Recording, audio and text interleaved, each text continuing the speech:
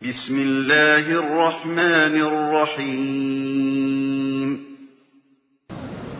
والصلاة والسلام على أشرف الأنبياء والمرسلين وعلى آله وصحبه ومن تبعهم بإحسان إلى يوم الدين أما بعد اللهم علمنا ما ينفعنا وانفعنا بما علمتنا إنك أنت العليم الحكيم ربنا زدنا علما وارزقنا فهما وأنت أحكم الحاكمين அன்புக்குரிய சகோதர சகோதரிகளே, இல்லாமல் அல்லாஹ்வின் பேரருளால் பெருங்கிருபையினால் இந்த ஆண்டினுடைய புனித ஹஜ்ஜை செய்வதற்கு அல்லாஹ் சுப்ஹானஹு வ தஆலா யாருக்கெல்லாம் ஆடி இருக்கிறானோ அவர்கள் எல்லாம் செல்வதற்குண்டான ஆயத்த பணிகளை துவங்கி இருக்கிற இந்த கால சூழ்நிலையில் நமது அல்-ஜுபைர் தாவா சென்டரின் தமிழ் பிரிவின் சார்பாக ஒவ்வொரு வருடமும் நடைபெறுகிற ஹஜ் விளக்க சிறப்பு நிகழ்ச்சி இன்றைக்கு மாஷா அல்லாஹ் நடத்திருக்கிறது. இந்த பகுதியில் வழமையாக ஹாஜிகளுக்கு ஹஜ் சம்பந்தப்பட்ட விஷயத்திலே பொதுவாக வரக்கூடிய சந்தேகங்களை ஒரு தொகுப்பாக வைத்திருக்கிறோம். ஒவ்வொரு வருடமும் இந்த விளக்க வகுப்பு அல்ஹம்துலில்லாஹ் நடைபெற்று வருகிறது.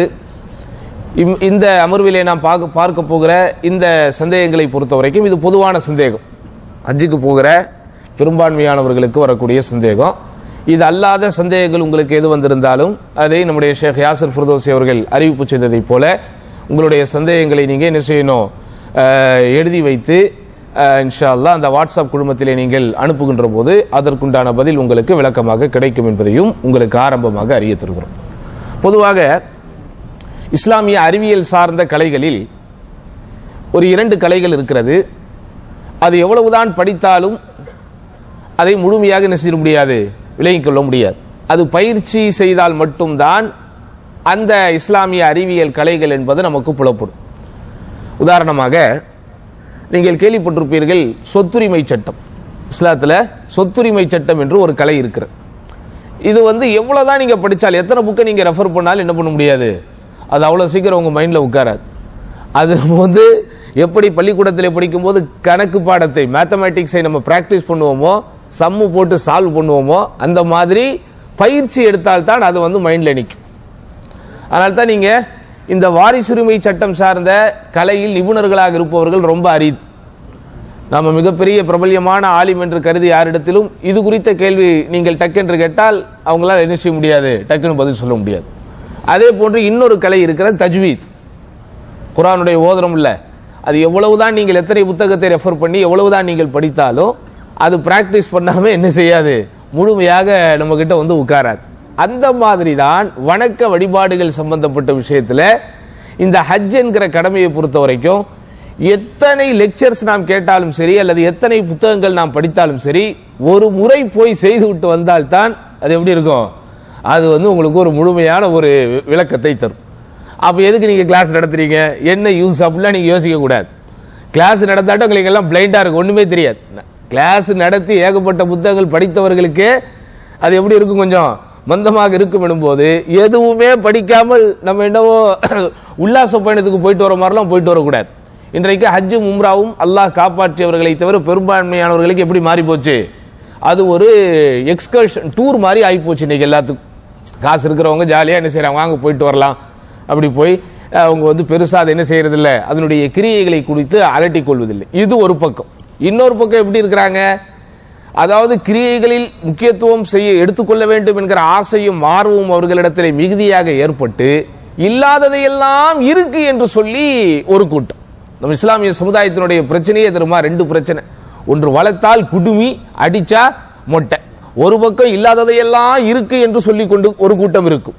இன்னொரு கூட்டம் இதெல்லாம் ரிச்சுவல் திங்ஸ், இதெல்லாம் என்ன இருக்கு, இதெல்லாம் ஒண்ணும் கிடையாது, கிரியைகள் எல்லாம் நம்ம முக்கியத்துவம் கொடுக்க கூடாது. நம்ம கேஷுவலா போயிட்டு கேஷுவலா மாமியார் வீட்டுக்கா போறேன், மாமியார் வீட்டுக்கே கேஷ் இல்லாம எப்பவும் போக முடியாது, அப்புறம் எங்கிட்ட நீங்க கேஷுவலா போயிட்டு கேஷுவலா வர்றது. 14 நண்பார்ந்தவர்களே, எந்த விஷயமாக இருந்தாலும் சரி அது குறித்த அறிவையும் அது குறித்த கல்வியையும் அது குறித்த பாடங்களையும் குறிப்பாக ஆதாரத்தோடு தெரிந்து கொள்வது என்பது நமக்கு சுமத்தப்பட்டிருக்கிற கடமை. குறிப்பா இபாதத்துகளை பொறுத்த வரைக்கும் இபாதத்து தௌகீஃபியத்துன் என்பார்கள். வணக்க வழிபாடுகள் என்பது வரையறுக்கப்பட்டவை. வணக்க வழிபாடுகள் என்பது வரையறுக்கப்பட்டவை. வரையறுக்கப்பட்டவை என்றால் என்ன? அதனுடைய ஆழம், அகலம், நீளம், உயரம் எல்லாம் அல்லாஹ்வின் தூதர் ஸல்லல்லாஹு அலைஹி வஸல்லம் நமக்கு வழிகாட்டப்பட்டிருக்கிறது. அல்லாஹ்வுடைய அல் குர்ஆனில் நமக்கு அறிவுறுத்தப்பட்டிருக்கிறது. அதனாலதான் நம்ம வணக்க வழிபாடுகளின் முதலாவது கடமை என்று சொல்லுகிற தொழுகையாக இருந்தாலும் சல்லு கமா ரஅய்துமுனி உஸல்லி, என்னை எவ்வாறு தொழு கண்டீர்களோ அவ்வாறே தொழுங்கள் என்று வருகிறது. அதே போன்று ஹஜ் என்கிற 5வது கடமை வரும்போதும் கூட ஹுது அன்னி மனாசிக்கக்கும் அல்லது ஹுது மின்னி மனாசிக்கக்கும், உங்களுடைய ஹஜ்ஜின் கிரியைகளை என்னிடமிருந்து எடுத்துக்கொள்ளுங்கள் அப்படின்னாங்க. புரியுதா உங்களுக்கு? அப்ப நண்பார்ந்தவர்களே, ஹஜ் என்கிற பாக்கியத்திற்கு உண்மையிலேயே தேர்வு செய்யப்பட்டவர்கள் மிகப்பெரிய பாக்கியசாலிகள். நான் ஹஜ் வகுப்பு அல்லது ஹஜ்ஜை குறித்து பேசும்போதெல்லாம் இந்த கருத்தை நாம் தவறாமல் குறிப்பிடுவதுண்டு. இரண்டார்ந்தவர்களே, இஸ்லாமிய மார்க்கத்திலே குறிப்பாக ஆன்மீக விவகாரத்தில் முக்தி அடைவதில், பக்தியோடு முக்தி அடைவதில் ஹஜ் என்பது எந்த அளவுக்கு ஒரு பெரிய இடத்தில் இருக்கிறது என்றால், உதாரணமாக நீங்கள் பள்ளிக்கூடத்திலே படித்துவிட்டு கல்லூரிக்கு போகிறீர்கள், ஒரு இளங்கலை பட்டம் வாங்குகிறீர்கள், முதுகலை பட்டம் வாங்குகிறீர்கள், அதற்கு பிறகு என்ன செய்வீங்க? எம்ஃபில் படிப்பீங்க, அதுக்கப்புறம் என்ன பண்ணுவீங்க? PhD படிப்பீங்க, அதுக்கப்புறம் இன்னொரு PhD தான் படிக்கணும். அந்த மாதிரி தான் ஹஜ். முதலாக 7 வயதில் மாஷா அல்லாஹ் பாக்கியம் கொடுக்கப்பட்டவர்கள் தொழுக ஆரம்பிக்கிறோம். ஒரு 10 வயதில் ரெகுலராக அல்லது 15 வயதில் 20 வயதில் நமக்கு அல்லாஹ் எப்போது நாடுகிறானோ தொழுகையில் நமக்கு ஒரு ஃபெமிலியாரிட்டி, ஒரு தொடர்ச்சியாக தொழக்கூடிய ஒரு சூழ்நிலை வந்து விடுகிறது.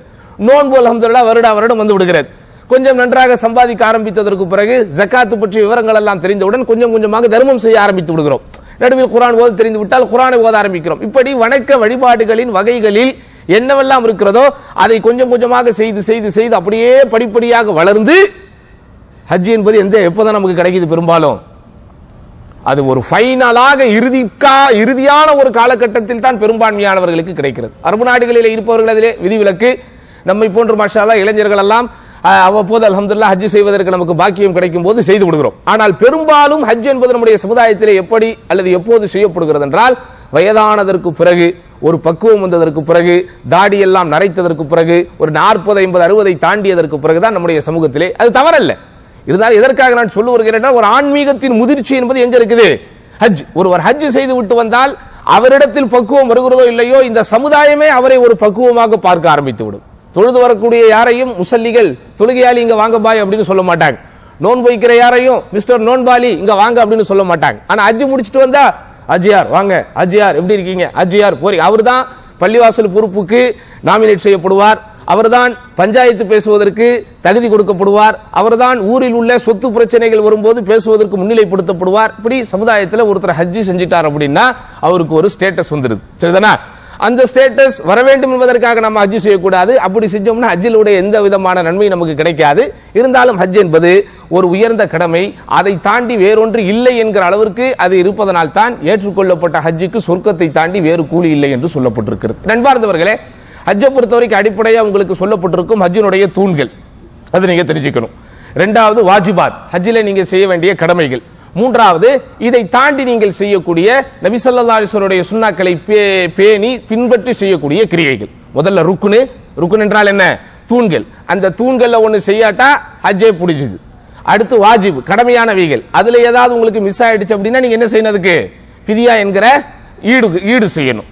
அடுத்து சுனன் என்றால் என்ன? சுன்னாவான காரியங்கள். இவைகளை நம்ம செஞ்சிட்டோம் அப்படின்னா நன்மை, செய்யாமட்டோம்னா எந்த விதமான பிரச்சனையும் இல்லை. இப்படி முக்கோண வடிவில் தான் உங்களுடைய கிரியைகள் அமைய போகிறது அப்படிங்கறத ஹஜ் செய்பவர்கள் முதலில் என்ன செய்யணும்? நீங்க ரொம்ப தெளிவா இருக்கணும். எது ருக்குனு, எது வாஜிபு, எது சுனனு என்பதையெல்லாம் மரியாதைக்குரிய ஷேக் அவர்கள் உங்களுக்கு ஆரம்பத்திலேயே விளக்கி இருப்பார்கள். பட் இதுல நீங்க தெரிஞ்சுக்க வேண்டிய ஃபிக்ஹ் ரீதியான விஷயம் என்ன?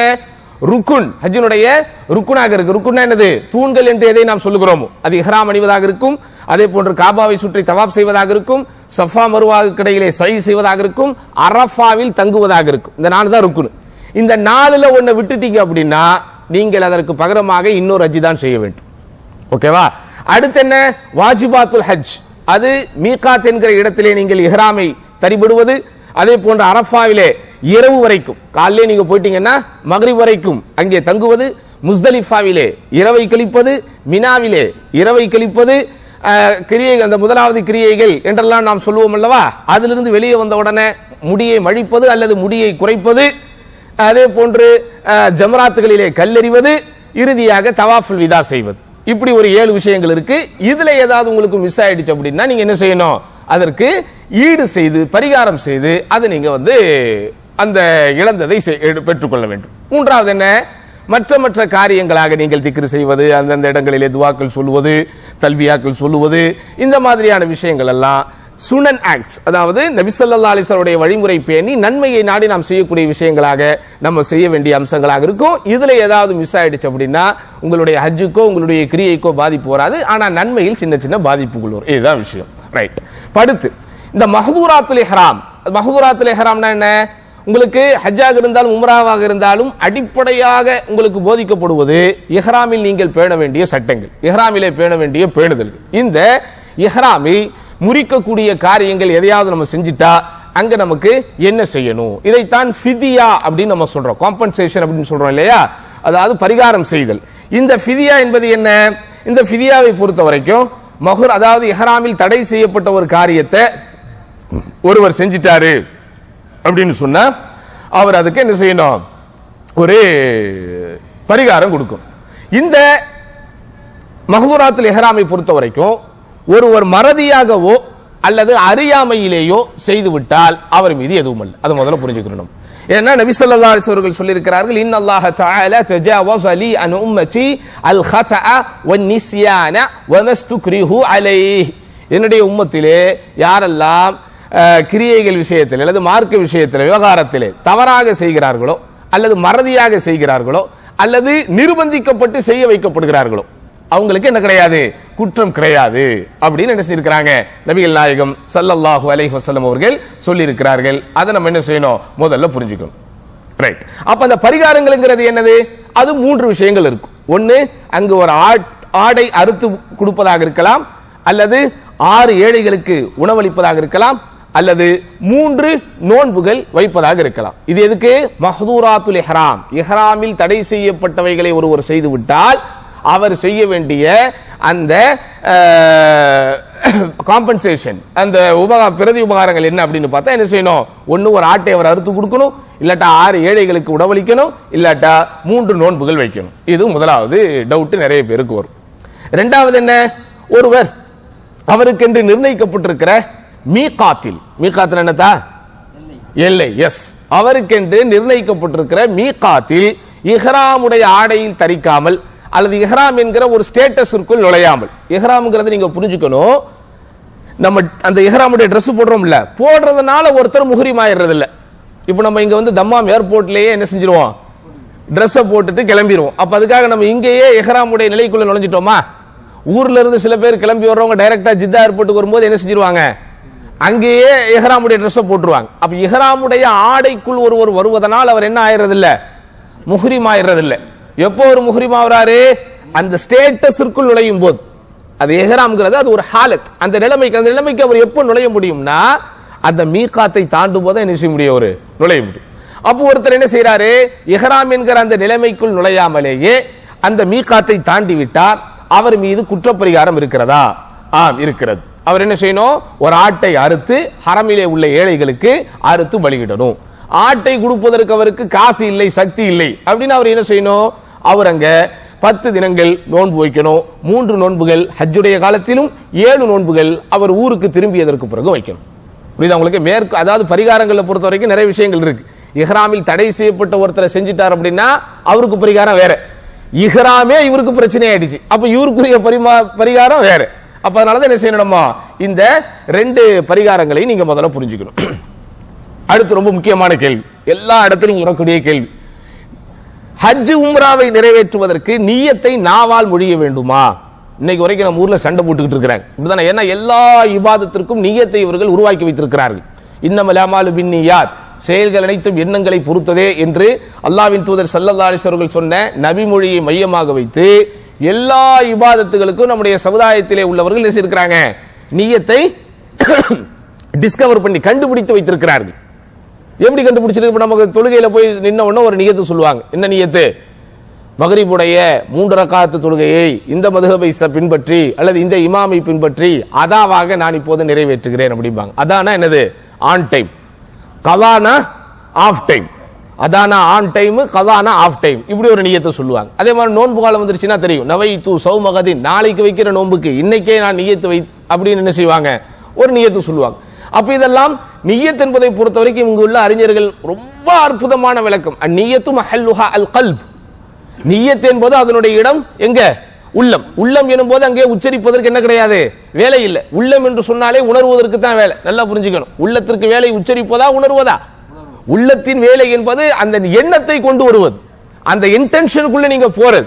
அதை மொழிவதற்கு என்ன கிடையாது? முதல்ல வார்த்தை கிடையாது. ஆனா இப்ப நம்ம ஹஜ்ஜுக்கு போகும்போது லப்பைக உம்ரத்தன் அல்லது லப்பைக ஹஜ்ஜன்னு சொல்றோமே, அல்லது லப்பைக அல்லாஹும்ம லப்பைக்னு சொல்றோமே. அப்ப இது நியத் இல்லையா? இந்த வஹாபிகள் இப்படித்தான் அப்படின்னு என்ன செய்வாங்க? நம்ம ஊர்ல உள்ள அஜரத்துமார்கள் இதை சொல்லும் போதெல்லாம் நம்மளை கொஞ்சம் டச் பண்ணிக்குவாங்க. நன்றாக புரிந்து கொள்ள வேண்டும். லப்பைக் அல்லாஹும்ம லப்பைக் அப்படிங்கிறது என்னது? அதுக்கு பேரு தல்பியா. அது நியத்துன்னு உங்களுக்கு யாரு சொன்னா? நியத்து உங்களுக்கு எப்போ வருது?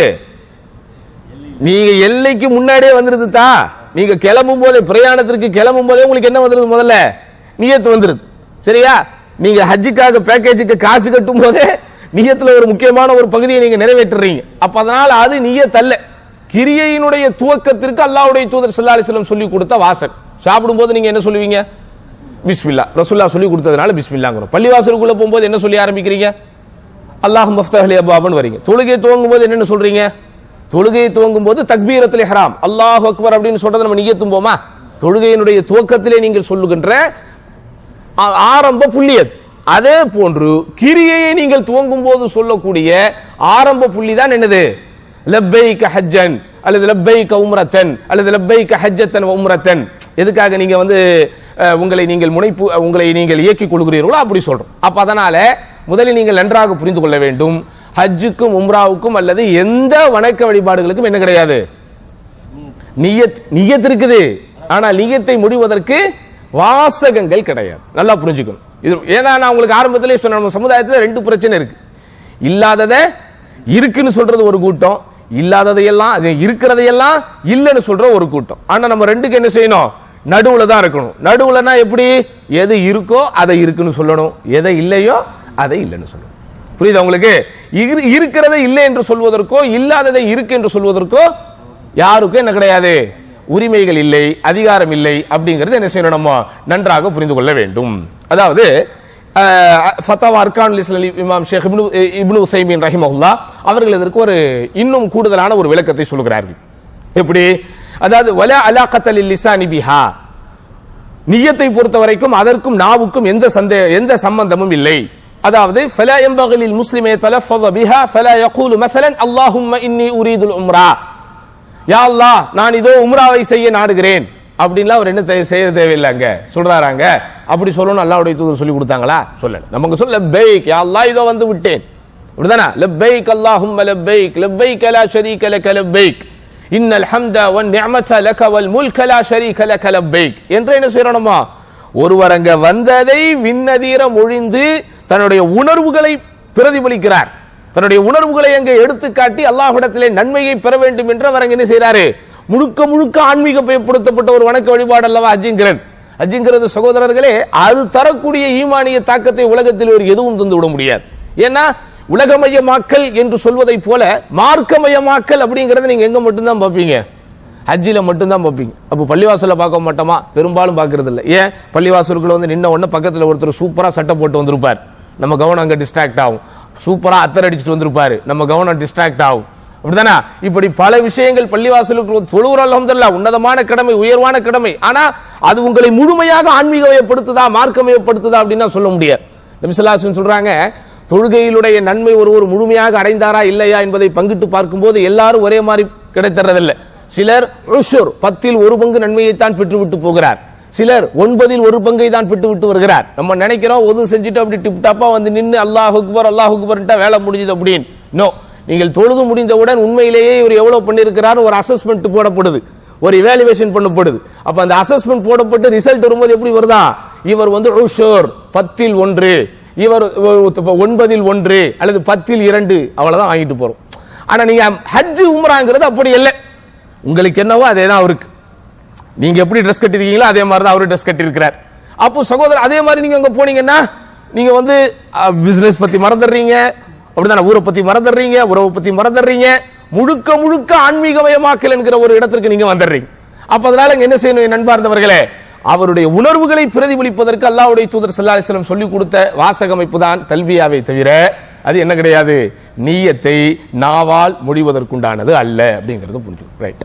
அடுத்து இங்கிருந்து கிளம்பும் போது நிறைய பேருக்கு வரக்கூடிய இன்னொரு முக்கியமான ஒரு சந்தேகம், குறிப்பாக பெண்கள் சார்ந்த ஒரு சந்தேகம்.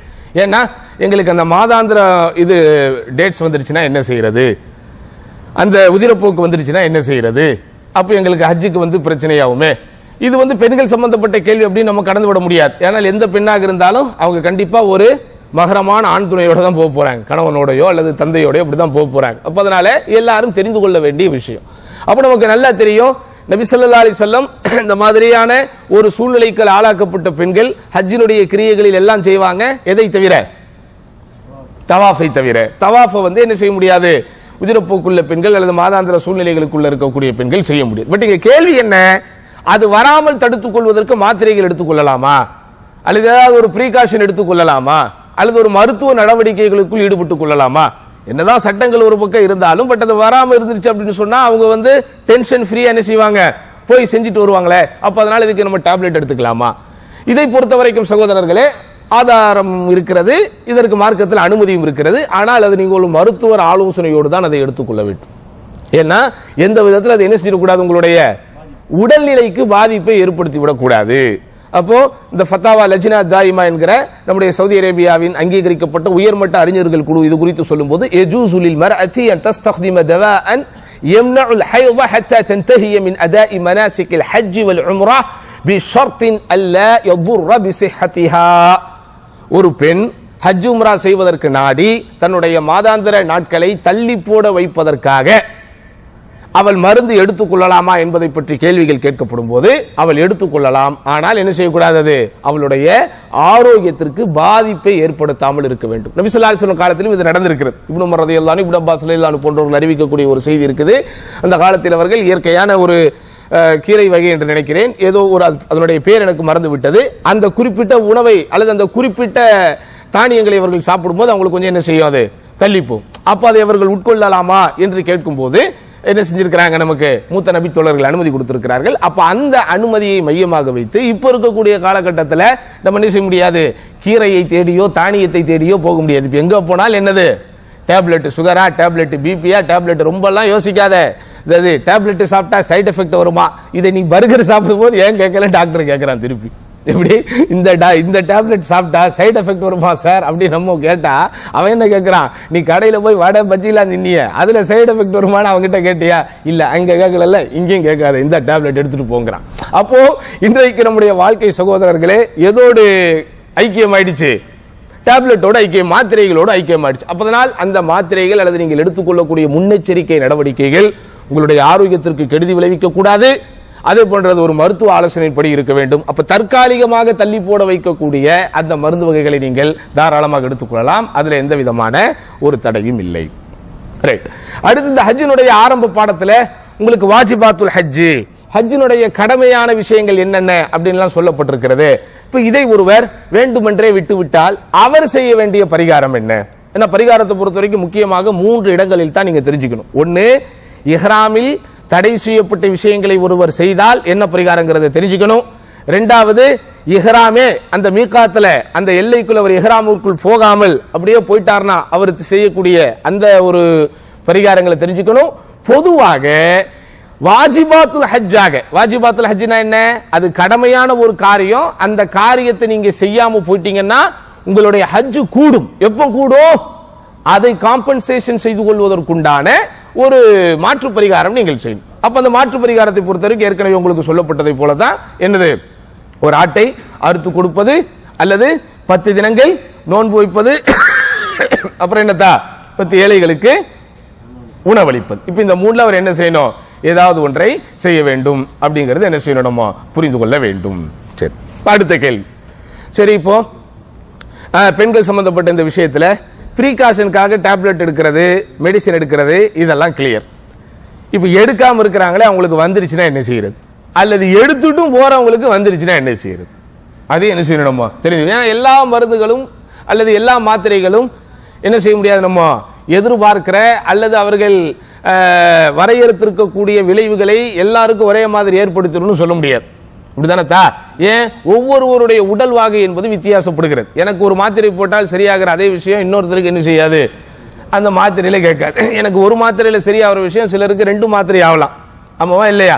எப்படி நம்முடைய உணவு பழக்க வழக்கங்கள் வித்தியாசப்படுகிறதோ, உணவுனுடைய குவான்டிட்டி வித்தியாசப்படுகிறதோ, நாம தூங்கக்கூடிய நேரங்கள் வித்தியாசப்படுகிறதோ, நோய் எதிர்ப்பு சக்தி வித்தியாசப்படுகிறதோ, அதே மாதிரி மருந்துகள் எடுக்கும் போது அதனால் ஏற்படுகின்ற பாதிப்புகள் விளைவுகள் கூட வித்தியாசப்படும். அப்போ மருந்து எடுத்தாலும் சரி எடுக்காட்டாலும் சரி, இப்போ அவருக்கு அந்த மாதாந்திர உதிரப்போக்கோ அல்லது பிரசவ தீட்டோ அந்த பெண்ணுக்கு வந்து விட்டது என்றால் என்ன செய்யணும்? அவங்க ஹஜ் செய்யலாமா? அதை பொறுத்த வரைக்கும் அறிஞர்கள் அழகா சொல்றாங்க, அல் ஹைது அவின் நிஃபாசு லா யம்னஉல் மர்அத மினல் ஹஜ். ஹைதோ நிஃபாசோ, மாதவிடாயோ அல்லது உதிரப்போக்கோ பிரசவ தீட்டோ என்ன செய்யாது, ஒரு பெண்ணை ஹஜ்ஜை செய்ய விடாமல் தடுக்காது. அந்த நிலையில் இருக்கக்கூடிய பெண்கள் தாராளமாக இஹ்ராமுடைய நிலைக்குள் நுழையலாம், ஹஜ்ஜினுடைய எல்லா கிரியைகளையும் செய்யலாம். ஆனா அவங்க என்னதான் செய்ய முடியாது, தவாஃபை மட்டும்தான் செய்ய முடியாது. அப்படிங்கிறது என்ன செய்யணும், அவங்க புரிந்து கொள்ள வேண்டும். சரி, படுத்து இந்த தவாஃபிலையும் சையிலையும் சகோதரர்களே எல்லாருக்கும் வரக்கூடிய ரொம்ப முக்கியமான சந்தேகம் என்ன, தவாஃபிற்கும் சையிற்கும் ஒது அவசியமா? ஒது அவசியமா? இதை பொறுத்த வரைக்கும் அத்தஹாரத்து ஷர்த்துன் ஃபி தவாஃபி ஹவுலல் கஅபா ஃபில் ஹஜ் அவில் உம்ரா, ஹஜ்ஜோ அல்லது உம்ராவோ எதுவாக இருந்தாலும் காபத்துல்லாவை தவாஃப் செய்யும் போது அதிலே என்ன ஆகுது, அவங்களுக்கு ஒதுவோடு இருப்பது கடமை. சில அறிஞர்கள் என்ன செய்யறாங்க, ரொம்ப கூட்டமாக இருக்கும் போது ஒது செய்யவே முடியாது என்கிற ஒரு நிலை வரும்போது அவருக்கு ஒது அவசியமாகாது அப்படின்னு சொல்றாங்க. அதற்கு அவர்கள் நேரடியாக எந்த ஆதாரத்தையும் காட்ட முடியல. இருந்தால் லா யுகல்லிஃபுல்லாஹு நஃப்ஸன் இல்லா உஸ்அஹா, எந்த ஒரு ஆன்மாவையும் அதனுடைய சக்திக்கு மேல் அல்லாஹ் என்ன செய்வதில்லை, அவர்கள் மீது கடமைகளை சுமைகளாக சுமத்துவதில்லை அப்படிங்கிற ஒரு வசனத்தை மையமாகப்படுத்தி, அது மட்டும் இல்லாம நேரடியாக நீங்கள் ஒது செய்து விட்டு தான் தவாப் செய்ய வேண்டும் அப்படிங்கிற ஒரு வாசகம் அமைப்பு நேரடியாக ஹதீஸ்ல இருந்து என்ன கிடையாது, பார்க்க முடியாது.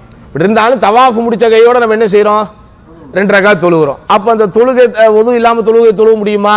அப்ப அந்த தவாஃபையும் இந்த தொழுகையும் நிறைய அறிஞர்கள் இக்திரான் என்றால் ஒன்றோடு ஒன்றாக இருக்கிறது என்கிற அந்த சட்டத்திற்குள் கொண்டு வந்துதான் தவாஃப் என்ன செய்யறாங்க, தவாஃபுக்கு ஒதுவை அவசியம் என்கிறார்கள். அப்ப அதனால் நம்ம இந்த எல்லா கருத்துக்களையும் ஆதாரங்களையும் வைத்து பார்க்கும்போது அறிஞர்கள் நமக்கு கொடுக்கக்கூடிய ஃபத்வா என்ன அப்படின்னா, தவாஃபுக்கு ஒது என்ன செய்யணும், நம்ம கட்டாயமாக வைத்துக் கொள்ள வேண்டும். ஆனால் சைக்கு என்ன கிடையாது, ஒது அவசியம் இல்லை. சஃபா மர்வா கடையில சை பண்றோம்ல, அந்த சைக்கு என்ன கிடையாது, நமக்கு அவசியம் இல்லை. ஆனால் தவாஃபுக்கு ஒது அவசியம் என்பதுதான் அதிகமான அறிஞர்களுடைய கருத்தாக இருக்கிறது.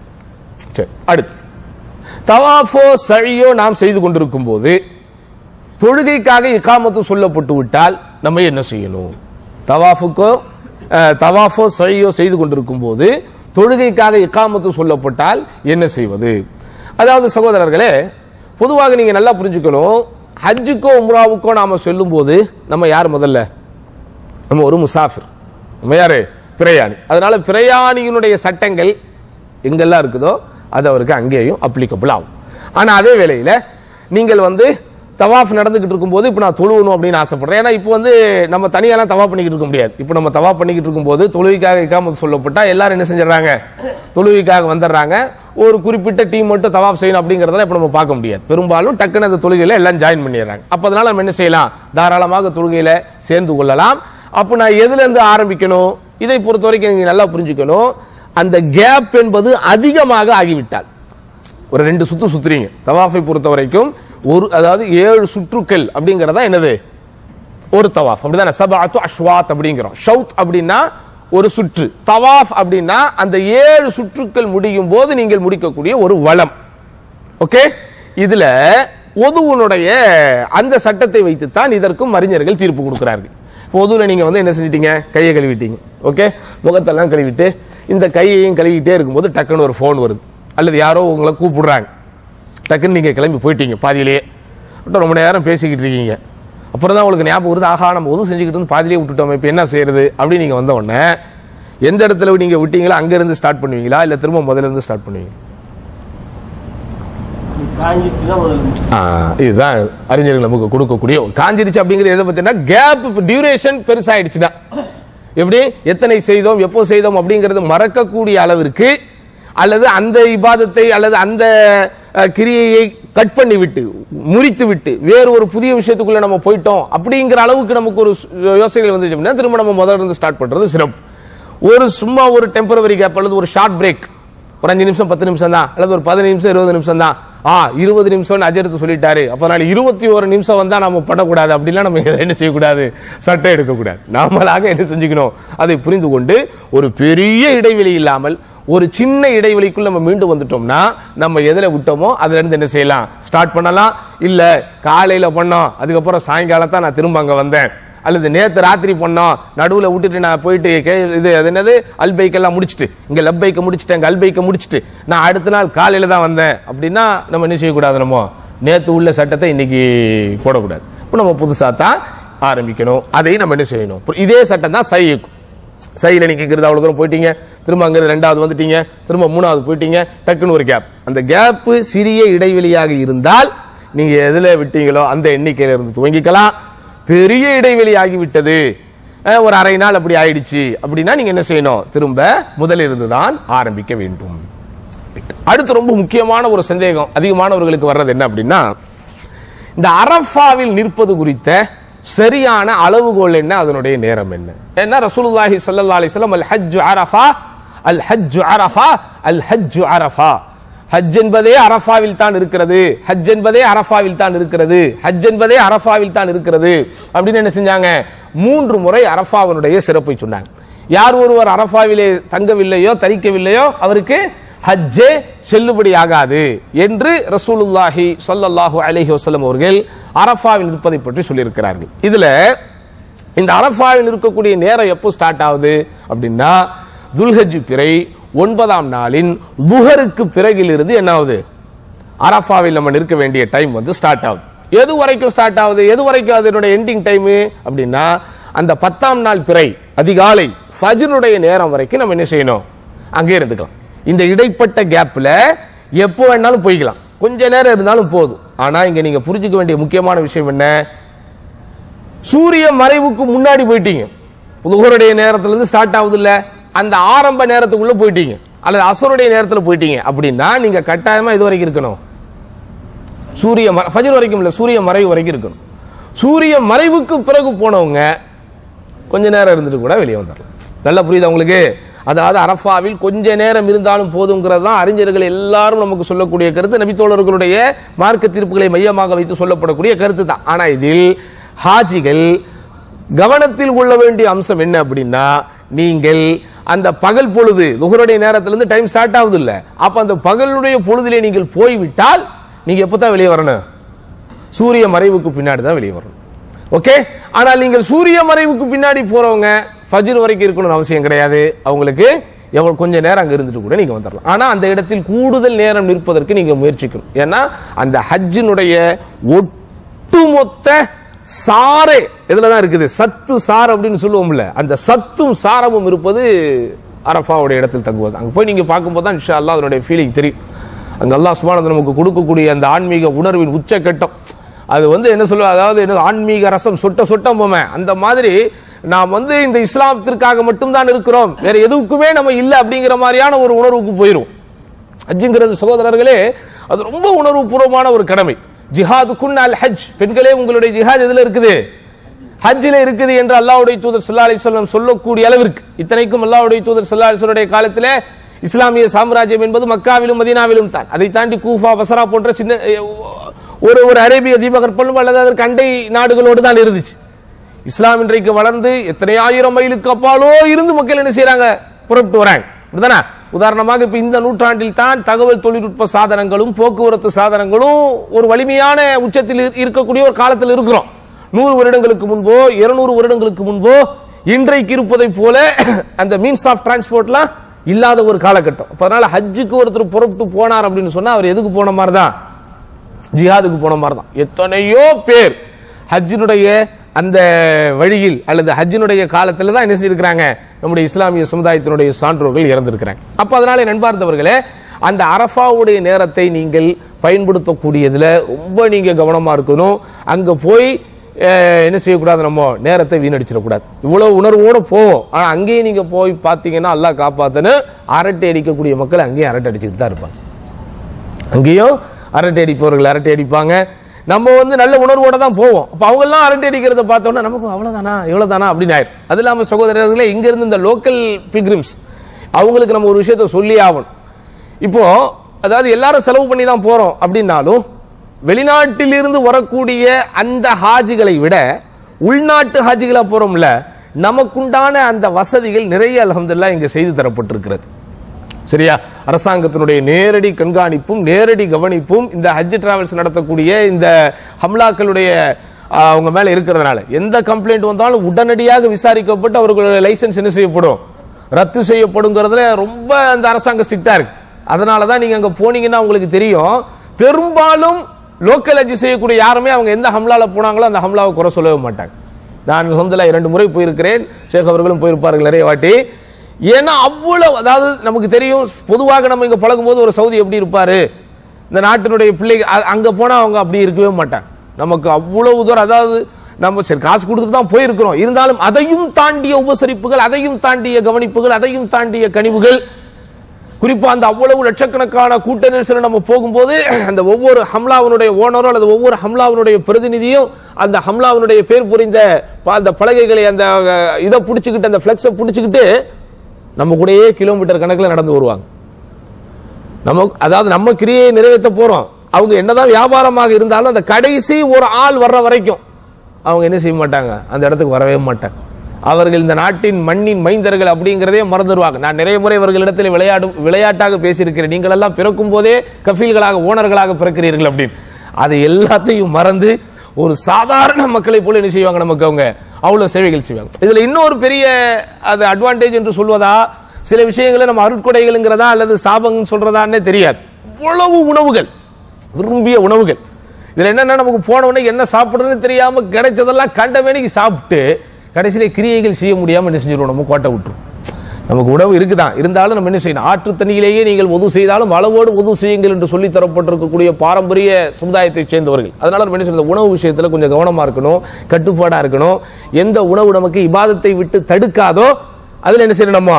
அதுக்காக நீங்க 24 மணி நேரம் குர்ஆன் ஓதிக்கிட்டே இருங்க, 24 மணி நேரம் தஸ்பீஹ் பண்ணிக்கிட்டே இருங்க, 24 மணி நேரம் நீங்க தூங்காம இருங்க, அப்படிலாம் சொல்லப்படல. நீங்க அந்த இடத்துல போய் இருக்கிறதே என்னது, இபாதத்து தான். நீங்க இபாதத்துடைய கிரியைகளை படிச்சீங்கன்னா அல் மபீத் பி மினா, அல் மபீத் பி முஸ்தலிஃபா, அல் உகூஃப் பி அரஃபா, இப்படிதான் போ. உகூஃப்னா என்ன, ஸ்டாண்டிங், அங்க போய் நீங்க நிக்கிறது. மபீத் அப்படின்னா என்ன, அங்க ஸ்டேயிங், அங்க போய் நீங்க ஸ்டே பண்றது. எப்பா நிக்கிறது உட்கார்றது படுக்கிறதெல்லாம் வணக்கமா? ஆமா, நிக்கிறது உட்கார்றது படுக்கிறதெல்லாம் வணக்கம்.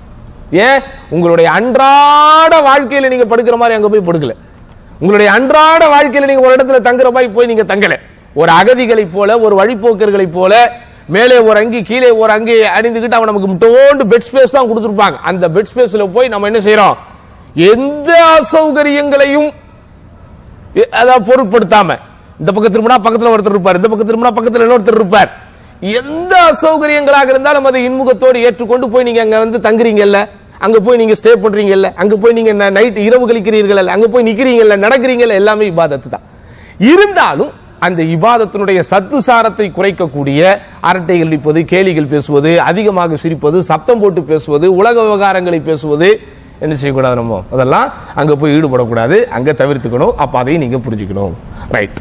அடுத்து இந்த முஸ்தலிஃபாவில் தங்குறதனுடைய சட்டம் என்ன, அதுவும் ரொம்ப முக்கியம். அரஃபா எப்படி ஹஜ்ஜினுடைய கிரியைகளில் ஒரு முக்கியமான ஒரு இடத்தை பிடிக்கிறதோ, அதே போன்று முஸ்தலிஃபாவிலே போய் இரவு தங்குதல் அப்படிங்கிறதும் ரொம்ப முக்கியமான ஒரு இடத்தை பிடிக்கிறது. அதனால் தான் இதற்கு அல் ஜம்அ என்றே ஒரு பேர். ஏன்னா மற்ற எந்த இடத்துக்கு நீங்க போனாலும் சகோதரர்களே, அங்க அந்த அசம்பிளிங் பாயிண்ட்ங்கிறது ஒருத்தருக்கு ஒருத்தர் வித்தியாசப்படும். இப்போ அரஃபாவுடைய நேரம் அப்படின்னா அந்த 9வது நாள் முஹர்ல இருந்து அடுத்த நாள் ஃபஜ்ர் வரைக்கும் ஆரம்பிக்குது. அப்ப நான் என்ன செய்வேன், அசருக்கு போயிட்டு மகரிப்ல வெளியே வந்துருவோம். மகரிப்க்கு அப்புறம் இவர் என்ன செய்வாரு, மகரிப்க்கு அப்புறம் போயிட்டு ஒரு 1 ஹவர்ல வெளியே வந்துருவார். அவர் என்ன பண்ணுவாரு, ஒரு 9 மணிக்கு வந்து 10 மணிக்கு போயிருவார். ஒரு நாள் தான் இருந்தாலும் அங்க ஹஜ்ஜுக்கு வரக்கூடிய எல்லா மக்களும் ஒரே டைம்ல என்ன செய்ய போறது இல்ல. ஆனா முஸ்தலிஃபா அப்படி இல்லை, அந்த இரவு தங்குதல் அப்படிங்கிறது ஒரே ஒரு ஆப்ஷன் தான். அப்போ ஹஜ்ஜுக்கு வந்த எல்லா பேரும் ஒன்னா போய் அங்க என்ன செய்ய போறாங்க, இரவிலே கழிக்கப் போகிறார்கள். அதனால் இந்த முஸ்தலிஃபாவிலே தங்குவதும் தவாஃபுல் இஃபாதாவும் சகோதரர்களே, அது என்ன வார்த்தைகளால் வர்ணிக்க முடியாத அளவிற்குண்டான உணர்வுகளை உங்களுக்கு தரும். உண்மையிலேயே ஹஜ்ஜி, அதாவது என்ன சொல்றது, அது ஒரு தேன். அது பருக பருக பருக பருக நமக்கு உள்ளத்திற்கும் உடலுக்கும் குடலுக்கும் இனிப்பையும் இனிமையும் தொடர்ச்சியாக தந்து கொண்டிருக்கிற ஒரு அமுத சுரபி. அங்க நான் கடைசியா அல்ஹம்துலில்லாஹ் லாஸ்ட் முறை ஹஜ்ஜுக்கு போய்கிட்டு இருக்கும் போது என்ன செஞ்சாங்கன்னா, ஒரு புதுமண தம்பதிகள், நம்ம இந்த நாட்டின் மண்ணின் மைந்தர்கள், புதுமண தம்பதிகள் என்ன செய்யறாங்க, ஹஜ்ஜுக்கு வராங்க. அதாவது நான் உங்களுக்கு ஏற்கனவே சொன்னேன், இந்த உள்ளூர் ஹாஜிமார்களுக்கு இவர்கள் செய்து தரக்கூடிய சலுகைகள் ஒரு கட்டத்தில் நமக்கு என்ன மாதிரியான ஒரு திங்கிங்கை தரும்னா, உண்மையிலே நம்ம ஹஜ்ஜுக்கு தான் வந்திருக்கிறோமா, உண்மையிலே ஹஜ்ஜுக்கு தான் வந்திருக்கிறோமா. ஏன்னா எந்த கஷ்டத்தையுமே ஒரு ஆரம்ப இங்கிருந்து நம்ம டிராவல் பண்ணி போனோம்ல, அந்த பஸ்ல போனோமே, அங்கங்க கூட்டம், அது மட்டும் தான் நமக்கு கஷ்டமா இருந்துச்சு தவிர, அந்த மினாவிலிடம் போய் நம்மளை ரிசீவ் பண்ணி அங்க தங்க வச்சதுல இருந்து அல்லாஹு அக்பர் ராஜ மரியாதை. எங்க போனாலும் கரெக்டா வாசல்ல நமக்கு என்ன வந்துருது, வெஹிக்கிள் வந்துருது. அப்படி என்னடா கஷ்டமே இல்லை அப்படி அப்படியா அப்படின்னு நம்ம நினைக்கிற மாதிரி கரெக்டா அந்த முஸ்தலிஃபாவிற்கு போகும்போது ஒரு கஷ்டம் வந்தது பாருங்க. கஷ்டமா அது இஷ்டம் தான் சொல்லணும், இருந்தாலும் தாங்க முடியாத சிரமம். 2 ஸ்டெப் 3 ஸ்டெப் நடப்போம், உடனே ஒருத்தர் எல்லாரும் அப்படியே நிக்கணும், ஆயிரக்கணக்கான பேர். ஏன், நீங்க 2-3 ஸ்டெப் தான் போயிருப்பீங்க, அதுக்குள்ள அங்க நீங்க போக முடியாது, அவ்வளவு கூட்டம் அங்க நிக்குது. இப்படி நின்றுகிட்டே இருந்த உடனே ரொம்ப நேரம் நடக்கிறோம், 2-2.5 மணி நேரம் ஆச்சு, 3 மணி நேரம் ஆச்சு. நம்ம இருந்த டென்ட்ல இருந்து எங்க போக முடியல, நம்முடைய இந்த ரயில்வே ஸ்டேஷனுக்கு போக முடியல, ரயில்ல ஏறி தான் என்ன செய்வோம், அந்த ஸ்டாப்புக்கு போக முடியல, அவ்வளவு கூட்டம். அப்போ ஒருத்தர் சிரிச்சுக்கிட்டே இளம் தம்பதி கேட்கிறாரு, இனி ஹஜ்ஜிக்கு வருவே அப்படின்னு கேட்கிறாரு, இனிமே நீ ஹஜ்ஜிக்கு வருவே நீ அப்படிங்கிறார். அவர் என்ன பதில் சொல்லுவா நீங்க எதிர்பார்த்தீங்க? இவ்வளவு கஷ்டமாயிடுச்சு, இனிமே நான் வரும். அழகா ஒரு உதாரணம் சொன்னா, இந்த ஹஜ்ஜை நான் எப்படி பாக்குறேன் அப்படின்னா, அதாவது வயிற்றுல வச்சிருக்கிற குழந்தைய வச்சிருக்கிற மாதிரி நான் பாக்குறேன். ஒரு குழந்தைய டெலிவரி பண்ற வரைக்கும் அந்த அம்மாவுக்கு எப்படி இருக்கும், சிரமங்கள் தான். குறிப்பா அந்த டெலிவரி பெயின் எப்படி இருக்கும், உலகத்திலேயே அதற்கு இணையான வழி இல்லை என்கிறார்கள், உலகத்திலேயே அதற்கு இணையான ஒரு வழி இல்லை என்கிறார்கள். அந்த வழி வரும்போது ஒவ்வொரு பெண்ணும் நினைப்பானால், இனி வாழ்க்கையில் என்ன செய்யக்கூடாது, குழந்தையே பெத்துக்க கூடாது. ஒரு பெண் உண்மையாலுமே அவன் கணவனின் மீது அதிக ஆத்திரப்படுவது அந்த டெலிவரி பெயின் தான். இவன் கூட இருந்ததுனால தான் எனக்கு இந்த பிரச்சனை என்று வந்துராத நீ கிட்ட என்று அவள் விரட்டக்கூடிய அளவிற்கு ஒரு கணவன் மீது வெறுப்பு வருமாம். ஆனா அந்த குழந்தை பிறந்தவன் அதனுடைய சிரிப்பை பார்த்தவொடனே அவளுக்கு என்ன ஆயிடும், இன்னொரு குழந்தை பெறுவதற்குண்டான ஆசை அவளுக்கு எல்லாம் இயல்பு. அதே மாதிரி தான் ஹஜ். நீங்க இங்க நடக்கும் போது, அந்த கூட்டத்தில் நிற்கும் போது, இயற்கை தேவைகளை சில கட்டத்திலே நிறைவேற்ற முடியாமல் நீங்கள் தத்தளிக்கும் போது, அதிலும் குறிப்பாக இப்போதெல்லாம் உள்நாட்டு ஹாஜிகளுக்கு நீங்க டென்ட்டுக்கு போனதுக்கு அப்புறம் தான் உங்களுக்கு சலுகைகள், அது வரைக்கும் பாதுகாப்பு நடவடிக்கைகள் என்கிற பேரில் அல்லாஹ் அக்பர் ஏர்போர்ட்டுகள் எல்லாம் தோத்து விடும், அவ்வளவு பெரிய பாதுகாப்பு நடவடிக்கைகள் நடக்கும். லா ஹஜ்ஜ பிலா தஸ்ரீஹ் அப்படிங்கிறது இன்னைக்கு ஒரு ஸ்லோகமாகவே மாறிவிட்டது. எது தஸ்ரீஹ், உரிமம் இல்லாமல் ஹஜ் இல்லை, லா ஹஜ்ஜ பிலா தஸ்ரீஹ், உரிமம் இல்லாமல் ஹஜ் இல்லை அப்படிங்கிறது என்ன செய்வாங்க, எந்த பிரிட்ஜில் பார்த்தாலும் அதுதான் அங்க எழுதியிருப்பாங்க. எங்க போனாலும் யாரும் உரிமம் இல்லாமல் ஹஜ் செய்ய வந்துடக்கூடாது, ஒவ்வொரு இடத்துலயும் ஸ்டாப். எந்த அளவுக்கு ஸ்டாப்னா, நீங்க அந்த தாயிஃப் தாண்டதுக்கு அப்புறம் என்ன செஞ்சிருவாங்க தெரியுமா, ஒரு செக்கிங் வருவாங்க ஃபுல். அதனால இதெல்லாம் நீங்க கவனத்தில் வச்சுக்கணும். உள்ள ஏறி ஒவ்வொரு தனிநபரையும் எப்படி எல்லாம் செக் பண்ணணுமோ எல்லாத்தையும் செக் பண்ணிட்டு, கடைசியில் சகோதரர்களை நீங்கள் நம்ப மாட்டீர்கள், கடந்த முறை செல்லும் போது இதை நான் கண்ணால் கண்டது, இந்த ஆண்டு அது இருக்குமா இல்லை என்று தெரியவில்லை. அந்த பஸ்ஸோட டோர் இருக்குல்ல, அதுல சீல் அடிச்சிருவாங்க, டிரைவர் கூட திறக்க முடியாது. அது பஸ்ஸுடைய டோர் அடைச்சிருவாங்க, அந்த ஜன்னல் அடைச்சிருவாங்க. அப்படி யார் எங்க குதிச்சு எங்க ஓடிட போறாள், வெளியே இருக்கிற யார், அதெல்லாம் கிடையாது, ரூல். சகோதரர்களே, அங்க இருக்கக்கூடிய ஒரு பெரிய பிரச்சனை என்ன ஆகி போச்சு அப்படின்னு சொன்னா, அந்த கார்ல வரக்கூடிய ஹாஜிகள் நிறைய பேர் இருந்தாங்க, ஏகப்பட்ட கார், ஆயிரக்கணக்கான கார்கள். இவர்கள் என்ன செய்யல, அந்த டைம்ல கார்ல வர்றவங்க எல்லாம் இந்த லேன் 2ல போங்க, பஸ்ல வர்றவங்க எல்லாம் லேன் 1ல போங்கன்னு வச்சிருப்பாங்கல்ல, அதை இவனுக்கு பண்ணானுங்களா பண்ணலையான்னு தெரியல, எல்லா பேரையும் ஒரே லேன்ல விட்டதுனால ஊர்ந்து சென்றதும் அந்த மாதிரி ஊர்ந்து போச்சு. கிட்டத்தட்ட அந்த இடத்தை அடைவதற்குள் 5.5 மணி நேரம் ஆகிவிட்டது. அப்ப 5.5 மணி நேரம் டயபெட்டிக் பேஷண்ட்ஸ் உடைய நிலைமெல்லாம் எப்படி இருக்குன்னு கொஞ்சம் யோசிச்சு பாருங்க. அப்ப எப்படி அது முடிஞ்சது, அதுதான் நமக்கு அல்லாஹ் தரக்கூடிய குதிரத். நம்ம நினைத்து பார்த்தால் முடியாது, ஆனால் அல்லாஹ் சுப்ஹானஹு வ தஆலா அங்கே நமக்கு கொடுக்கக்கூடிய அந்த ஆன்மீக ரீதியான ஒரு ஆற்றலை நினைத்தே பார்க்க முடியாது. நோயாளிகள் எல்லாம் அவர்களுடைய நோய்கள் பறந்து போகும், நோய்கள் மறந்து போகும், வயதானவர்கள் அவர்களுடைய வயதவர்களுக்கு மறந்து போகும், இன்ன பிற இக்கட்டுகளில் இருப்பவர்களுக்கெல்லாம் அந்த இக்காட்டான சூழ்நிலைகள் எங்கேயோ பறந்து போகும். அந்த அளவிற்கு அல்லாஹ் சுப்ஹானஹு வ தஆலா என்ன செஞ்சிருவான், நமக்கு ஒரு ஆற்றலை தந்து விட. அதனால ஹஜ்ஜில் என்ன இருக்குது, எவ்வளவு சலுகைகள் கொடுக்கப்பட்டாலும், எவ்வளவு வசதிகள் இந்த உலகமே சேர்ந்து உருவாக்கினாலும் அந்த ஹஜ்ஜில் என்ன இருக்குது, மஷக்கானா சிரமங்கள் இருக்குது. அப்ப அதுக்கு என்ன செய்யணும், நீங்க மனோரீதியாக உங்களை தயார்படுத்திக் கொள்ள வேண்டும். அப்போ அதை நீங்க என்ன செஞ்சுக்கணும், புரிந்து கொள்ள வேண்டும். அடுத்து இப்போ இந்த ஹஜ்ஜை பொறுத்த வரைக்கும் உங்களுக்கு 3 விதமான ஹஜ் ஷேக் அவர்கள் விளக்கி இருப்பாங்க. என்னது அது 3 விதமான ஹஜ்? ஹஜ்ஜே இஃப்ராது, ஹஜ்ஜே தமத்து, ஹஜ்ஜே கிரான். இஃப்ராதுனா என்னது, ஹஜ்ஜுக்காக மட்டும் நீங்க போறீங்க, ஹஜ்ஜை மட்டும் முடிச்சுட்டு வந்துடுறீங்க. அடுத்து கிரான்னா என்னது சொல்லுங்க தா. தமத்து அப்படின்னு சொன்னா நீங்க முதல்ல உம்ரா செஞ்சுட்டு இஹ்ராம்ல இருந்து வெளியே வந்துட்டு இன்பம் அனுபவித்தல். தமத்துக்கு பேரே என்னது, இன்பம் அனுபவித்தல். இன்பம் அனுபவித்தல் என்னது, நார்மல் ஸ்டேஜுக்கு வந்துடுறோம். சரி, இது வந்து நம்ம லோக்கல்ல இருந்து போகும்போது பெருசாலாம் நமக்கு சான்ஸே கிடைக்காது. இன்னைக்கு நம்ம இஹ்ராம கழட்டுவோம், அன்னைக்கு சாயங்காலமே திரும்ப நெஞ்சு இஹ்ராம போட்டுரும். அப்படிதான் நமக்கு பெரும்பாலும் இருக்கும். வெளியூர்ல இருந்து புறப்பட்டு வர்றவங்க 40-50 நாள் புறப்பட்டு வர்றவங்களுக்கு நீங்க 50 நாள் இஹ்ராமோட தான் இருக்கணும் அப்படின்னா என்ன ஆகும்? அப்போ மார்க்கம் கொடுத்திருக்கிற ஒரு அற்புதமான சலுகை. அப்ப இந்த தமத்து ஹஜ்ஜிலோ அல்லது கிரான் ஹஜ்ஜிலோ யாராவது செஞ்சா அவங்க என்ன கொடுக்கணும், குர்பானி கொடுக்கணும். இதுதான் வித்தியாசம். ஹஜ்ஜுக்கு மட்டும் ஒருத்தர் போறாரு, அதை முடிச்சுட்டு வர்றாருன்னா அவருக்கு என்ன கிடையாது, குர்பானி கிடையாது. ஆனால் இது எது சிறந்தது அப்படின்னு பார்த்தா அதிகமான அறிஞர்கள் எதைத்தான் சொல்றாங்க, தமத்துவான ஹஜ் தான் சிறப்பிற்குரியதுங்கிறதுனால பெரும்பான்மையான அறிஞர்கள் நமக்கு தமத்துவுக்கே ஆர்வம் ஊட்டுகிறார்கள். இங்கிருந்து போகக்கூடிய நீங்களும் பெரும்பாலும் தமத்துவில் தான் போவீர்கள். அப்போ அங்க நமக்கு அந்த ஜபஹு கொடுக்கிறதுக்கு, அறுத்து பலியிடுவதற்கு முடியாம போனா நம்ம என்ன செய்யணும் அப்படின்னா அதே சட்டம் தான். என்ன சட்டம், 10 நோன்புகள் வைக்கணும். அதுல 3 நோன்பு ஹஜ் காலத்தில் வைப்பீங்க, 7 நோன்பு ஊருக்கு வந்ததுக்கு அப்புறம் நீங்க வைப்பீங்க. சரி, அடுத்து இங்க வரக்கூடிய இன்னொரு பெரிய டவுட் எல்லாத்துக்குமே, இந்த ஷைத்தானுக்கு கல்லெறிகிறது, அதுக்கு சரியான வார்த்தை பிரயோகம் ரமியுல் ஜம்ராத், ஜம்ராத்துகளில் கல்லெறிதல் அப்படிங்கிற அந்த வார்த்தை பிரயோகம் தான் என்னது, சரியான வார்த்தை பிரயோகம். இந்த ஜமராத்துகளில் கல்லெறிவதற்கு பொடிக்கற்களை எங்கிருந்து பொறுக்க வேண்டும்? சில பேர் அதுக்கு பண்ணுவாங்க பாருங்க, அல்லாஹ் அக்பர். ஹஜ்ஜு காலத்திலே சகோதரர்களே, உண்மையிலேயே நமக்கு ஏன் இல்மு வேண்டும், ஏன் நமக்கு இது போன்ற ஒரு சென்டர் வேண்டும், ஏன் இது போன்ற தாயிகள், இது போன்ற அறிஞர்கள் நமக்கு வழிகாட்ட வேண்டும் அப்படிங்கிறது நீங்க அங்க போனாதான் தெரிஞ்சுக்குவீங்க. இல்மு என்பது சகோதரர்களே, அதாவது ஷேக் சாலிஹ் அல் உஸைமீன் ரஹிமஹுல்லாஹ் சொல்லுவார்கள், கல்வி என்பது ஒரு மனிதனுக்கு உணவை விட பெரும் தேவை. கல்விங்கிறது ஒரு மனிதனுக்கு உணவை விட, ஆகாரத்தை விட பெரும் தேவை. அப்படிங்கிறது நீங்க அங்க போய் பார்த்துக்கலாம். என்னவோ இவன் நேரடியாக ஷைத்தானுக்கு அடிக்கிறதுக்கே டிக்கெட் புக் பண்ணிட்டு வந்த மாதிரி கையில் கிடைத்ததையெல்லாம் எடுத்து எறிவார்கள் சகோதரர்கள்.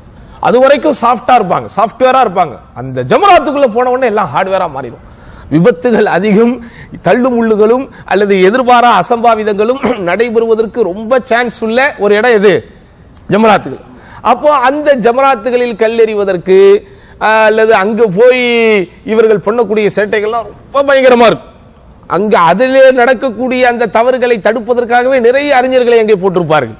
அவங்க எல்லாம் ஆச்சரியப்படுவாங்க, எங்கிறதையா வந்திருக்கீங்க நீங்க எல்லாம், ஏன் இந்த மாதிரி நீங்க வந்து கொலைவெறியோடு அலைவீங்க என்று கேட்கக்கூடிய அளவிற்கு என்ன செய்வார்கள், ரொம்ப உக்கிரமாக இருப்பார்கள். இப்பெல்லாம் நம்ம உக்கிரமாலாம் இருக்க வேண்டாம். நம்ம செய்யற எல்லாமே என்னது, கிரியைகள். நம்ம செய்யறது எல்லாமே, அதாவது என்னுடைய பகுத்தறிவு அது இது எல்லாம் இருந்தாலும் எல்லாத்தையும் தூக்கி போட்டு நான் அல்லாஹ் என்ன சொன்னாலும் செய்வேன் அப்படிங்கிற ஒரு இடத்திற்கு வர்றதுதான் என்னது, ஹஜ். மார்க்கம் என்பது அறிவுபூர்வமானது தான். ஆனா அறிவுக்கு சகோதரர்கள் அரபியில் 2 வார்த்தை இருக்கிறது, இல்மி இன்னொன்னு அக்கல். அக்கல் என்றால் என்ன, சென்ஸ். இல்ம்ங்கிறது நாலேஜ், விஸ்டம். இஸ்லாம் வந்து தீனுல் இல்மி, அது தீனுல் இல்மி வல் மாரிஃபா, அது உங்களுக்கு வந்து ஞானத்து ரீதியாக கல்வி ரீதியாக வழிகாட்டக்கூடிய மார்க்கம். இங்க அறிவு என்கிற பெயரில் நம்முடைய சிற்றறிவுக்கு எது கரெக்டோ அதுதான் மார்க் அப்படின்னு என்ன செய்யக்கூடாது, அடம் பிடிக்க கூடாது. அப்படிதானா? அப்படி நீங்க வந்து எல்லாமே பகுத்தறிவு ரீதியாகத்தான் இந்த மார்க்கத்தில் இருக்கிற அப்படின்னா தவாப் செய்வதற்கோ சை செய்வதற்கோ ஜமராக்களிலே கல்லெறிவதற்கோ ஏன் கிப்லா திசையை முன்னோக்கி தொழுவதற்கோ நம்ம என்ன செய்ய முடியாது, சயின்டிபிக்கலாக அறிவுபூர்வமாக காரணம் சொல்ல முடியாது. அப்படி சொல்லணுங்கிற அவசியம் நமக்கு இல்லை. இல்ல இதெல்லாம் எப்படி நான் முஸ்லீம் ஏத்துக்குவான், ஏத்துக்காதனாலதான் அவன் நான் முஸ்லீமா இருக்கிறான், இல்லாட்டா நானும் முஸ்லீம்னு வாங்கிடுவான். அப்படித்தானே? எல்லா விஷயத்துக்கும் நம்ம வந்து லாஜிக்கல் ரீசனிங், அந்த ஒரு அறிவுபூர்வமான தர்க்க ரீதியான காரணத்தை சொல்லணும் அப்படிங்கிறது இன்னைக்கு இஸ்லாமிய சமுதாயத்தில் சில பேருக்கு பிடித்திருக்கக்கூடிய மனநோயாக இருக்கிறது. அது மனநோயாளிகள் தான் அவர்கள். அப்படி இல்லை, இது என்ன நான் கண்டுபிடிச்சதா இல்லை எங்க வாப்பா கண்டுபிடிச்சதா, எல்லாத்துக்கும் நான் உட்கார்ந்து லாஜிக்கல் ரீசனிங் எழுதுவது. இது அல்லாஹ் வழங்கியது. அல்லாஹ் வழங்கியது. எல்லா விஷயமும் உன்னுடைய சுற்றறிவுக்கு கட்டுப்பட்டு தான் இருக்க வேண்டும் என்றால் ஈமான் என்பதற்கு அர்த்தம் என்ன? அப்போ அங்கே சகோதரர்களே இல்மு ரீதியாகத்தான் நம்ம வந்து பயணிக்கணும். அப்ப இந்த பொடிக்கற்களை எங்கிருந்து பொறுக்குவது அல்லது எங்கிருந்து நம்ம அதை சேகரிப்பது, அதை பொறுத்த வரைக்கும் மினாவிலிருந்து நீங்கள் எடுத்துக்கொள்ளலாம், முஸ்தலிஃபாவிலே இருந்து எடுத்துக்கொள்ளலாம், எந்த பிரச்சனையும் கிடையாது. ஹம்லாலே கொடுத்து அதான் ரொம்ப அது சூப்பரான அழகான சைஸ்ல என்ன செஞ்சிருக்கிறாங்க, ஒரு கீஸ் போட்டு கொடுத்துட்றாங்க. அதை கொண்டு போய் உனக்கு ஜம்சம் தண்ணியில கழுவணும், என்னென்ன சேட்டைகள்லாம் நடக்கும் தெரியுமா? அல்லாஹு அக்பர், அதெல்லாம் தேவையில்லைத்தா. ஏன்தா இருக்கிறத செஞ்சுட்டு போவோம், இருக்கிறத செஞ்சுட்டு போவோம். அதுல எந்த விதமான அந்த புறச்சாதனங்களை அதில் நீங்க பயன்படுத்தி அதை நீங்க ஷைன் பண்ணணுங்கிறதோ அல்லது அதை நீங்க வந்து டிசைன் பண்ணணுங்கிறதோ அவசியம் இல்லை. நீங்க போகும்போது ஹம்லாக்களில் உங்களுக்கு கொடுக்கக்கூடியதை நீங்க என்ன செய்யலாம், அல்ஹம்துலில்லாஹ் நீங்க அதை தாராளமாக யூஸ் பண்ணலாம், அதுல தப்பு கிடையாது. சரி, அடுத்து இன்னொரு ரொம்ப முக்கியமான ஒரு கேள்வி வரும். இதுவும் அதாவது அரஃபாவில் இருக்கும் போதோ அல்லது ஹஜ்ஜினுடைய பிற கால குறிப்பா அரஃபாவில் இருக்கும் போது அங்கே நாம் உறங்கி எழும்போது ஸ்கலிதம் வந்து விட்டால் என்ன செய்வது, குளிப்பு கடமையாகி விட்டால் என்ன செய்வது, நிறைய பேருக்கு வரக்கூடிய ஒரு டவுட். நன்றாக புரிந்து கொள்ளுங்கள் சகோதரர்களே. அரஃபாவில் நீங்கள் நிற்பதற்கோ அல்லது அந்த கிரியைகளை நீங்கள் செய்வதற்கோ நீங்கள் தூய்மையானவர்களாக குளிப்பு கடமையில் இருந்து சுத்தமானவர்களாக இருக்க வேண்டும் என்பது ஷர்த் அல்ல. அது உங்களுக்கு நிறைவேறிடும். அதுக்கு இதுக்கு என்ன கிடையாது, சம்பந்தம் கிடையாது. ஆனா அங்க தொழுகை நேரம் வருமே, தொழுகைக்குள்ள என்ன செஞ்சுக்கிட்டீங்க, தூய்மைப்படுத்திக் கொள்ளணும் அப்படிங்கிற அந்த சட்டம் தான் அங்க அப்ளிகபிளே தவிர அரஃபாவில் நின்று கொண்டிருக்கும் உதாரணமா காலைல 11 மணிக்கெல்லாம் அங்க போயிட்டோம், நம்ம துஹருக்கெல்லாம் போயிட்டோம், சரியா? துஹருக்கு போயிட்டோம், அசர் வரைக்கும் அப்படியே ஒரு 1/2 மணி நேரம் தூங்குறோம், டக்குன்னு எதிர்பாராம அப்படி ஆகி போச்சு. என்ன செய்யுது, கவலைப்படாதீங்க, ஐயோ ஹஜ்ஜு போயிடுச்சா, அரஃபா போயிடுச்சா, அதெல்லாம் கிடையாது. அங்கே உங்களுக்கு இப்போ எல்லா சகல வசதிகளும் இருக்கு, நீங்க உங்களை தூய்மைப்படுத்திக்கிட்டு தாராளமா வந்துடலாம். அது உங்களுடைய ஹஜ்ஜுக்கோ உங்களுடைய கிரியைக்கோ என்ன செய்யாது, எந்த விதமான ஒரு பாதிப்பை ஏற்படுத்தாது. சரி, இப்ப கேள்வி என்ன, அப்படி குளிப்பு கடமையாக்கப்பட்ட 5 நிமிஷம் முடிச்சிடலாம். குளிப்பு கடமையாக்கப்பட்ட இந்த காலத்துல குளிக்காம போய் நின்னா என்ன ஆகும்? குளிக்காம போய் நீங்க நிக்கிறதுனால எந்த பிரச்சனையும் இல்ல, தொழுகைக்காக நீங்கள் குளித்துக் கொண்டால் போதுமானது அப்படிங்கிறது என்ன செய்யலாம் நமக்கு புரிஞ்சுக்கலாம். அடுத்து இன்னொரு முக்கியமான கேள்வி, இது ஆரம்பத்திலே சொல்லி இருக்கணும். ஒருவருக்கு கடன் இருக்கு, கடனை கொடுக்காம ஹஜ்ஜுக்கு போலாமா? இந்த கேள்வி காலம் எல்லாம் வந்து கொண்டு இருக்கும், சரிதானா? சில பேர் இதையே வச்சுக்கிட்டு அட்வான்டேஜ் எடுத்துக்குவான். எனக்கு கடன் இருக்கு, எவ்வளவுப்பா கடன் இருக்கு, 500 ரியால் கடன் இருக்கு, அதனால இதெல்லாம் நம்ம ஏமாற்றக்கூடாது, சரிதானா? என்ன செய்யக்கூடாது, நம்ம ஏமாற்றக்கூடாது. கடன் என்பது வாழ்க்கையில் எல்லாத்துக்கும் கடைசி வரைக்கும் இருக்குதான் செய்யும், சரியா? கடன் வாங்கியாவது நான் ஹஜ்ஜுக்கு போவேன் அப்படின்னு என்ன செய்யக்கூடாது நீங்க. அதற்கு கூட சில அறிஞர்கள் மாஷா அல்லாஹ் விளக்கம் சொல்லும் போது, இல்ல எனக்கு இப்ப கடன் வாங்கி ஹஜ்ஜி செஞ்சுட்டா எனக்கு அந்த கடனை அடைக்க முடியுங்கிற தெம்பு உனக்கு இருந்தா உன் மேல என்ன கிடையாது, எந்த விதமான குற்றம். ஏன்னா இப்ப ரொம்ப எலாபரேட் பண்ணி சொல்லப்படுது, கடனா ஹஜ்ஜா, ரைட்டு தான், கடனா ஹஜ்ஜான்னு இருக்கும்போது கடன் தான், அதுக்காக சின்ன சின்ன கடனை காரணமா வச்சு நான் என்ன செய்யக்கூடாது, ஹஜ்ஜை தள்ளி போட்டுக்கொண்டே வரக்கூடாது. ஏனென்றால் சகோதரர்களே, சமுதாயத்தில் ஹஜ்ஜை பற்றி ஒரு தவறான ஒரு அபிப்பிராயம் என்ன இருக்கு அப்படின்னு சொன்னா, சரி இந்த கதையில நம்ம பின்னாடி சொல்ல பேசுறதுக்கு டைம் இல்லை. அதாவது ஒரு எல்லா போடுற ஆட்டங்களை எல்லாம் போட்டுட்டு கடைசியா போய் நம்மளை நம்ம சுத்தப்படுத்திக்கிட்டு வந்துடலாம் அப்படிங்கிற மாதிரி என்ன செய்யக்கூடாது, நம்ம கவலைப்படாதீங்க நான் வாங்க ஒரு உம்ரா பண்ணிட்டு வந்துடலாம் அப்படிங்கிற மாதிரி என்ன செய்யக்கூடாது, நம்ம ஹஜ்ஜையும் உம்ராவையும் நினைக்க கூடாது. அது நம்ம அல்லாஹ்வுக்காக செய்யக்கூடிய ஒரு கடமை. அப்பதனால் கடனை பொறுத்த வரைக்கும் கடன் இருக்கிற ஒருவர் ஹஜ்ஜி செஞ்சா அது ஏற்றுக்கொள்ளப்படுமா படாதா அப்படிங்கிற கொஸ்டினே வரக்கூடாது, சரியா? கேள்வி எப்படி இருக்கணும், இது சரியா சரியில்லையா, இது செய்யலாமா செய்யக்கூடாதா அப்படின்னு கிரியைகள் குறித்தது தான் கேள்வியை தவிர, கடன் இருக்குது அப்படின்னா அந்த கடனை நீங்க எதுவாக கடன் இருக்கிறவங்க தொழுவக்கூடாது அப்படின்னு நம்ம கேட்க மாட்டோம், புரியுதா உங்களுக்கு? அப்போ அது அடைக்கக்கூடிய ஒரு கடனாக இருக்கும் போது நீங்க வந்து ஹஜ்ஜி செய்யறதுனால பிரச்சனை கிடையாது. பட் நிறைய கடன் இருக்கு, பயங்கரமான கடன் இருக்கு அப்படின்னா உங்களுக்கு ஹஜ் கடமை ஆகல. ஏன்னா ஹஜ்ஜை பொறுத்த வரைக்கும் அதனுடைய ஷரத்துக்கள் ரொம்ப முக்கியமான ஷரத்து என்னது, யகுன முஸ்லிமன் ஆகிலன் பாலிகன் ذا استطاعة. அவர் ஒரு முஸ்லிமா இருக்கணும், அவர் சென்ஸ் அறிவுள்ளவராக இருக்கணும், புத்தி சுவாதீனம் உள்ளவராக இருக்கணும், பருவமடைந்தவராக இருக்கணும். ரொம்ப முக்கியமானது என்னதா, இஸ்திதாஅத், சென்று வருவதற்குண்டான சக்தி அவரிடத்தில் இருக்கும். அப்ப எலிஜிபிலிட்டி, போயிட்டு வரதுக்கு உண்டான ஹெல்த் வைஸ் நான் ஃபிட்டா இருக்கிறேன், போயிட்டு வரதுக்கு உண்டான பொருளாதாரம் என்கிட்ட இருக்குது அப்படின்னா தான் உன் மேல ஹஜ்ஜே என்ன ஆகுது, கடமையாகுது. அப்ப அதனால அந்த கடமைங்கிற எலிஜிபிலிட்டிக்குள்ள நீங்க வந்துட்டீங்கனாலே உங்களுடைய ஹஜ் வந்து அல்ஹம்துலில்லாஹ் நீங்க போயிட்டு வந்துடலாம். அதனால எனக்கு வந்து சின்ன சின்ன கடன்கள் இருக்கு, அப்ப நான் போயிட்டு வந்தா என்னுடைய ஹஜ் கூடுமா கூடாதா, ஹஜ் நிறைவேற்றப்படுமா படாதா அப்படிங்கிற சந்தேகம்லாம் நமக்கு என்ன செய்ய வேண்டாம், வர வேண்டாம். அதையும் நம்ம என்ன செஞ்சுக்கணும், புரிந்து கொள்ள வேண்டும். அடுத்த சகோதரர்களே, இந்த இஹ்ராமுடைய காலத்திலே சோப்பு போடலாமா என்பதற்கு ஷேக் அவர்கள் விளக்கு கொடுத்திருப்பார்கள். அந்த சோப்புலாம் போடலாம், அதில் எந்த விதமான பிரச்சனையும் கிடையாது. அதையும் நீங்கள் என்ன செஞ்சுக்கணும், புரிஞ்சுக்கணும். அதே போன்று மகரம் இல்லாமல், ஆண் துணை இல்லாமல் பெண்கள் ஹஜ்ஜுக்கு போகலாமா அப்படின்னா போகக்கூடாது என்பதுதான் மார்க்கத்தினுடைய நிலைப்பாடு. ஏன்னா அவங்களுக்கும் கடமை ஆகலை. எப்படி ஆண்களுக்கு அவங்க முஸ்லீமா இருக்கணும், பாலிகா இருக்கணும், புத்தி சுவாதீனம் இருக்கணும், அதே மாதிரி போய் வருவதற்கு சக்தி இருக்கணும் அப்படிங்கிற ஷரத்துக்கள் இருப்பது மாதிரியே பெண்களுக்கு என்ன இருக்குது, அவளை அழைத்து செல்வதற்கு ஒரு மகரமான ஆண் துணை இருக்கணுங்கிறது ஒரு நிபந்தனையாக இருக்கிறதுனால உங்களை அழைத்து செல்வதற்குண்டான ஆண் துணை இல்லை அப்படின்னு சொன்னா நீங்க என்ன செய்ய வேண்டாம், கவலையப்பட வேண்டாம். இதுதான் அதிகமாக ஹஜ் காலத்திலே வரக்கூடிய சந்தேகங்கள். இன்ஷா அல்லாஹ் இந்த அளவில் என்ன செய்யறாங்க ஷேக் அவர்கள் இப்போது உங்களுக்கு ஒரு நிறைவுரை சொல்லி முடித்து வைப்பார்கள்.